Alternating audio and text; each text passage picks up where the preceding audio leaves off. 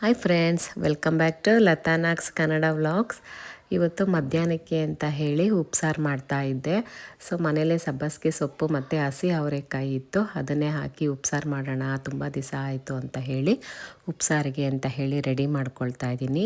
ಇಲ್ಲಿ ಸಬ್ಬಸಿಗೆ ಸೊಪ್ಪನ್ನ ಚೆನ್ನಾಗಿ ತೊಳೆದು ಸಣ್ಣದಾಗಿ ಹಚ್ಚಿಟ್ಕೊಂಡು ಅದಕ್ಕೆ ಹಸಿ ಅವರೆಕಾಯಿ ಒಂದು ಸ್ವಲ್ಪ ಬೇಳೆ ಹಾಕ್ಕೊಳ್ತಾ ಇದ್ದೀನಿ. ಇಲ್ಲಿ ಹಸಿ ಅವರೆಕಾಯಿ ಸ್ವಲ್ಪ ಕಡಿಮೆ ಇರೋದ್ರಿಂದ ಬೇಳೆನ ಸೇರಿಸ್ಕೊತಾ ಇದ್ದೀನಿ. ಬೇಳೆನ ಬೇಕಾದ್ರೆ ನೀವು ಸ್ಕಿಪ್ ಮಾಡ್ಕೊಳ್ಳಿ.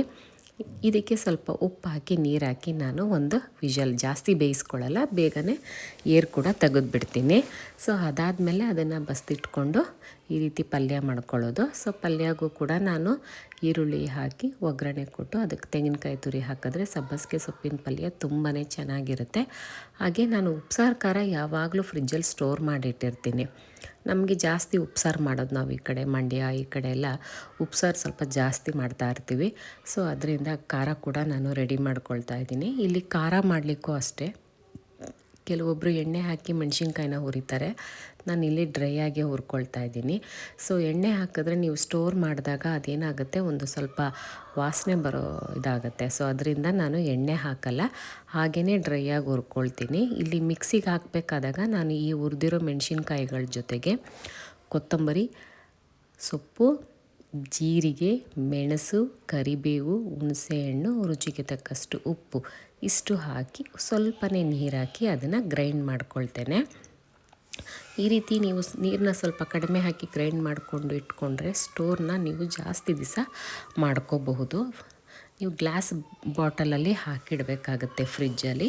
ಸೊ ಆ ರೀತಿ ಮಾಡ್ಕೊಂಡಾಗ ನಿಮಗೆ ಯಾವಾಗ ಬೇಕಾದ್ರೂ ಉಪ್ಸಾರು ಮಾಡ್ಕೋಬೇಕಾದಾಗ, ಇಲ್ಲಿ ಏನಂದರೆ ನನಗೆ ನಾವು ಅಲ್ಲೇ ಮಾಡ್ಕೊಳ್ಳೋದ್ರಿಂದ ನಮಗೆ ಅದು ಆ ಖಾರದ ಮಿಕ್ಸಿ ಜಾರಲ್ಲಿರುತ್ತಲ್ಲ ನೀರು, ಅದನ್ನು ಕೂಡ ನಾವು ಡೈರೆಕ್ಟಾಗಿ ಹಾಕಿ ನೀವು ಉಪ್ಸಾರು ಮಾಡ್ಕೋಬೋದು. ಅದೇ ನೀವು ಸ್ಟೋರ್ ಮಾಡಿ ಇಟ್ಕೊಂಡಾಗ ಆ ಸಾಂಬಾರಿಗೆ ಏನು ಬಸ್ತಿ ಮಾಡ್ತಿರೋ ಸೊಪ್ಪು ಇಲ್ಲ ಕಾಳೋ ಹಾಕಿ ಆವಾಗ ಒಂದು ಸ್ಪೂನು ಆ ಉಪ್ಸಾರು ಖಾರನ, ನೀವು ಸ್ಟೋರ್ ಮಾಡಿಟ್ಟಿರೋ ಖಾರದ ಒಂದು ಸ್ಪೂನ್ ಹಾಕಿ ಕೂಡ ನೀವು ಉಪ್ಸಾರು ಮಾಡ್ಕೋಬೋದು.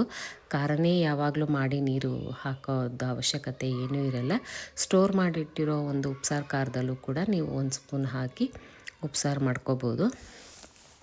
ಇಲ್ಲಿ ಒಂದು ವಿಷಯ ಏನು ಅಂತಂದರೆ, ಇವತ್ತು ನಮ್ಮನೆ ಕೆಲಸದವಳು ಬಂದಿದ್ದು, ಅವಳಿಗೆ ಕುಂಕುಮ ಕೊಡಬೇಕಾದಾಗ ನನಗನ್ನಿಸ್ತು ಅವಳು ಎಷ್ಟು ಚೆನ್ನಾಗಿ ಕುಂಕುಮ ತೊಗೊಂಡ್ಳು ಅಂತ ಹೇಳಿ. ಯಾಕಂದರೆ ಅವಳು ಯಾವಾಗಲೂ ಗಂಡನ ಬೈಕೊಂಡು ಓಡಾಡೋಳು, ನನಗೆ ಇವನು ಹಿಂಗೆ ಅಂತ. ಹೆಣ್ಮಕ್ಳು ಫಸ್ಟು ಕುಂಕುಮ ಕೊಟ್ಟಿದ ತಕ್ಷಣ ಆ ಕುಂಕುಮ ಅವಳ ಮಾಂಗಲ್ಯಕ್ಕೆ ಫಸ್ಟ್ ಇಟ್ಕೋತಾರೆ. ಎಲ್ಲ ಹೆಣ್ಮಕ್ಳು ಅಷ್ಟೇ, ಗಂಡ ಬೈಲಿ ಹೊಡಿಲಿ ಏನೇ ಆಗಿರಲಿ ಕುಂಕುಮ ಅವರು ಬೇಡ ಅಂತ ಹೇಳಲ್ಲ. ಒಂದು ಮದುವೆ ಆಗಿರೋ ಒಂದು ಹೆಣ್ಮಗಳು ಅಂತ ತಕ್ಷಣ ಕುಂಕುಮನ ಅವಳು ಮಾಂಗಲ್ಯಕ್ಕೆ ಇಟ್ಕೊಳ್ತಾಳೆ. ನಾನು ಅನ್ನೋಣ ಅನ್ನಿಸ್ತು, ಇಷ್ಟೊಂದು ಗಂಡನ ಬೈಕೊಂಡು ಓಡಾಡ್ತೀಯ, ಗಂಡನ ಜೊತೆಲೂ ಇಲ್ಲ ನೀನು, ಮಾಂಗಲ್ಯಕ್ಕೆ ಯಾಕೆ ಇಟ್ಕೊಳ್ತಾ ಇದೆಯಾ ಅಂತ ಅನ್ನೋಣ ಅಂತ. ತಿರ್ಗಾ ಹೇಳೋದು ಬೇಡ, ಅವಳಿಷ್ಟ ಅಂತ ಹೇಳ್ಬಿಟ್ಟು ನಾನು ಅವಳಿಗೇನು ಹೇಳಲಿಲ್ಲ. ಎಲ್ಲ ಹೆಣ್ಮಕ್ಳು ಹೀಗೇ, ಗಂಡನ ಶ್ರೇಯಸ್ಸನ್ನೇ ಎಲ್ಲ ಹೆಣ್ಮಕ್ಳು ಕೂಡ ಬಯಸೋದು ಅಲ್ವಾ. ಸೊ ಅಲ್ಲಿಂದ ನಾನು ಈ ಕಡೆ ಸ್ವಲ್ಪ ಮುದ್ದೆ ಮಾಡ್ಕೊಳ್ತಾ ಇದ್ದೆ. ಸೊ ಮಧ್ಯಾಹ್ನಕ್ಕೆ ಅಮ್ಮನಿಗೆ ಸ್ವಲ್ಪ ಮುದ್ದೆ ಕೊಟ್ಟು ಉಪ್ಸಾರ ಕೊಡೋಣ ಅಂತ ಹೇಳಿ ಈ ರೀತಿಯಾಗಿ ಇವತ್ತಿನ ಲಂಚ್